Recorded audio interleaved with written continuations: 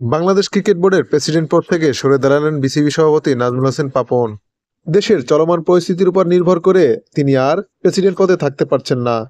কেননা সুশীল সমাজ এবং ছাত্র সমাজ সবাই খেপে গেছেন। বাংলাদেশ ক্রিকেট বোর্ডকে পুনরায় সংস্কার করার দায়িত্ব নিয়েছেন তারা। তাই তো চাপের মুখে এবার বিসিবি সভাপতি নাজমুল হোসেন পাপন প্রেসিডেন্ট পদ থেকে সরে দাঁড়ালেন। প্রসঙ্গত, যখন বিসিবির বস নাজমুল হোসেন পাপন ক্রীড়ামন্ত্রীর দায়িত্ব পান, তখন থেকে তিনি জানান বিসিবি ছাড়ার কথা। তবে কিছু বিধিনিষেধ থাকার কারণে এই মেয়াদে বিসিবি সভাপতির দায়িত্ব ছাড়তে পারছেন না তিনি।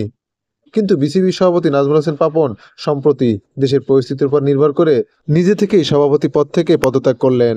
বাংলাদেশ ক্রিকেট বোর্ডের কার্যক্রম অনেক আগেই প্রশ্নবিদ্ধ হয়েছে।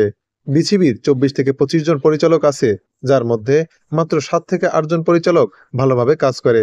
বাকি বোর্ড মিটিং ছাড়া খুঁজে পাওয়া যায় না।